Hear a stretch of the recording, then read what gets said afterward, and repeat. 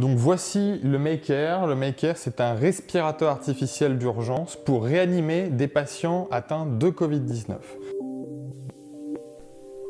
Il faut savoir qu'à peu près 30 personnes ont été confinées ensemble sur Nantes pour pouvoir concevoir cette machine dans un temps record. Il faut s'imaginer que les premiers plans de la machine sont conçus le 16 mars 2020. Quelques semaines plus tard, le 3 avril, pour la première fois, cette machine, elle va réanimer un animal, un cochon. Créer un respirateur artificiel en 3 semaines, la prouesse de quelques Nantais a fait des émules. Aujourd'hui, ils sont près de 350 à travailler sur le Maker. Des plans en open source à un coût de production entre 1000 et 2000 euros. Côté expertise médicale, la faculté de médecine de Nantes s'est impliquée dans le projet. Dès juillet dernier, les premiers essais cliniques sur patients ont eu lieu. Donc on passe des machines d'avant, qui sont protégées par le secret industriel, à une machine dont chacun, dans le monde entier, peut se saisir de plans. Les plans sont connus, ils sont disponibles sur Internet. Et donc ça, c'est l'avènement de l'open source dans le dispositif médical, avec une des machines qui reste, ou en tout cas un besoin en réanimation, qui est parmi les plus compliqués. Le Maker n'a pas encore toutes les autorisations pour la France, mais il s'exporte déjà dans le monde. Après le Sénégal, le Bénin, Madagascar, une centaine d'appareils sont en cours de livraison en Inde. Il faut savoir qu'en Inde, la crise est telle que les médecins ont réellement besoin, sur place, maintenant, de machines pour pouvoir réanimer leurs patients. Les créateurs du Maker espèrent une certification CE fin 2021 pour permettre son utilisation en France.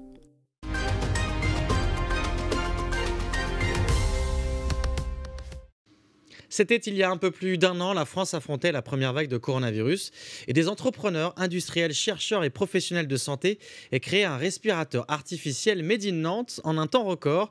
Le Mac Air, c'est son nom, va désormais être utilisé dans des établissements indiens. Quentin Adam, bonsoir. Bonsoir. Vous êtes l'initiateur de ce projet Mac Air, et vous êtes également à la tête de la start-up Clever Cloud. Alors, je parlais de cette commande indienne, ça représente combien d'appareils ? Alors, ce qui a été décidé avec le groupe SEB, qui finance en fait l'opération indienne, le groupe SEB, c'est avec eux qu'on a réindustrialisé le Maker, c'est-à-dire qu'on l'a industrialisé au CEA et le groupe SEB a pris la production. Ouais. Et le groupe SEB a dit, dans la crise indienne, c'est une catastrophe, il faut qu'on produise des Makers pour les envoyer en Inde. Donc c'est eux qui financent et expédient les Makers en Inde. On en expédie 100. D'accord. Et les 10 premiers sont partis cette semaine. Donc c'est grâce à Seb que le contact s'est noué finalement avec l'Inde. Alors, Seb s'est dit, il faut faire quelque chose pour l'Inde, et ensuite, c'est une nouvelle fois tout le travail autour des Makers qui est fait que, du coup, on a pu trouver les bons contacts en Inde, valider quels étaient les hôpitaux avec qui travailler, certifier les contacts, trouver à qui envoyer, gérer les problématiques d'expédition, de douane. C'est assez compliqué de faire rentrer cette typologie de matériel sur un territoire comme l'Inde et pouvoir valider, en fait, avec qui travailler, parce qu'en fait, tu as envie d'aider, mais qui contacter. Et voilà, donc c'est Seb qui dit, on y va, et ça s'est mis en place avec les services de l'État, avec différentes entreprises qui nous ont aidés à avancer. Alors c'est sous forme de dons pour l'Inde, mais c'est aussi un respirateur à bas coût, il faut le dire, c'est aussi déterminant ça. Ah clairement, le Maker, c'est comment on va réingénier le problème d'un respirateur artificiel pour le produire de façon libre, mais surtout de façon peu chère. Et en fait, un respirateur Maker, aujourd'hui, on n'a pas fait encore la phase qu'on appelle en industriel le design to cost, c'est-à-dire le moment où tu prends l'appareil et tu kills tout ce qui prend de l'argent dedans pour le faire baisser. Ouais. Mais en sortie d'usine, il nous coûte un peu moins de 4000 euros. Et donc coût matière, coût prod, il se compare à des respirateurs qui coûtent plutôt aux alentours de 40 000 euros. Alors c'est pas le premier pays, l'Inde, le premier pays étranger en tout cas, à accueillir des Makers. Il y a également le Madagascar. Est-ce que vous avez déjà des retours ? On a plein de très bons retours. Il y a Madagascar, il y a le Sénégal, il y a l'Éthiopie, il y a le Cameroun. Enfin, il y a un paquet de pays. À Madagascar, c'est intégré dans un essai clinique également. Et dans l'essai clinique, on n'a pas du tout ventilé que du Covid. On a ventilé plein de choses. On a beaucoup de retours de gens qui sont très satisfaits de travailler avec ce nouveau respirateur, qui sont très excités par la suite parce qu'ils voient le respirateur évoluer aujourd'hui au rythme du numérique. C'est-à-dire que c'est un respirateur dans sa conception, il est un peu unique parce qu'en fait, si vous voulez, c'est un logiciel qu'on a habillé avec du software. Du hardware. C'est pas du hardware dans lequel il y a un peu de logiciel. Ce qui permet de lui faire des mises à jour. Si vous voulez, si on compare toute proportion gardée, c'est un peu la Tesla qui gagne des fonctionnalités dans la nuit avec une mise à jour. C'est la même chose qu'on peut faire avec le Maker et c'est cette transformation, c'est cette digitalisation du dispositif médical qui est quand même très intéressante dans ce cas-là. Toujours pas de certification produit en France, pourquoi ça bloque ? Alors pourquoi c'est compliqué de certifier un dispositif médical? Il y a plusieurs raisons. La première raison, c'est que la naissance du projet dans l'open source angoisse certaines personnes beaucoup. Moi, je suis un C'est quoi, vieux c'est de la bureaucratie l'informatique. française qui fait encore un peu... Il y a des parties, c'est de la spécial. bureaucratie, il y a des parties, c'est de la médecine, il y a des parties, c'est l'administration de l'hôpital. C'est hors norme pour tous ces gens. Donc il y a des gens que dans le hors norme, ils s'épanouissent et ils trouvent que c'est génial. Ouais. Il y a des gens, ça les frustre et ils sont très bloqués. Et vous, ça vous agace justement que ça prenne autant de temps?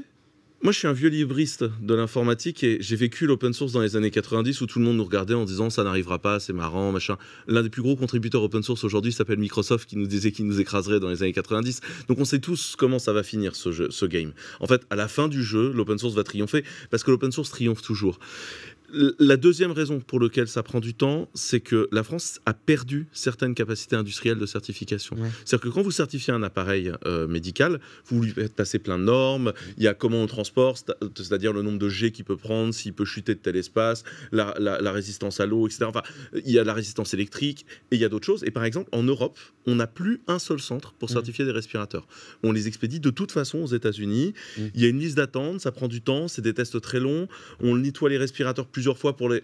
Bref, de toute façon, les tests prennent du temps. Donc, on est dans un processus. On est en train de re-signer un nouveau contrat avec Eurofins aujourd'hui pour aller jusqu'au bout du processus. Et du coup, on a pris un peu de temps supplémentaire pour certifier une nouvelle version. C'est-à-dire que le Maker, pour l'instant, vous voyez, il a cette forme un peu grosse, un peu encombrante. On va certifier une version qui est plus compacte, qui a moins d'encombrement et moins de poids, qui est aussi plus au standard de ce que veulent voir des médecins, parce que certains médecins sont repoussés en fait par cet abstrait un peu robuste, un peu baroudeur du Maker. Justement, une dernière question sur cette open source médicale, c'est un peu aussi l'objet de cette initiative. Tous les plans sont à disposition gratuitement et vous voulez créer une fondation pour amplifier cela. C'est ça. En fait, Maker aujourd'hui, ce qu'on dit, c'est que dans le temps long, ce que montre la crise, c'est que la gestion industrielle de la santé n'est peut-être pas optimale. Et nous, ce qu'on pense, c'est qu'il faut que ce savoir soit partagé, soit collectif. Et aujourd'hui, Maker, dans le temps long, on s'inscrit dans une démarche qui est de dire, ça fait 1 an qu'on continue le travail, hein, les gens continuent à itérer. Elle a déjà on est en version 7. On est en train de terminer les études juridiques, parce que c'est assez compliqué de créer des fondations. Et en fait, on veut créer une fondation qui va bénéficier à l'open source médical et également produire des dispositifs peu chers et qualitatifs. Merci beaucoup Quentin Adam d'avoir accepté notre invitation sur Télé Nantes ce soir.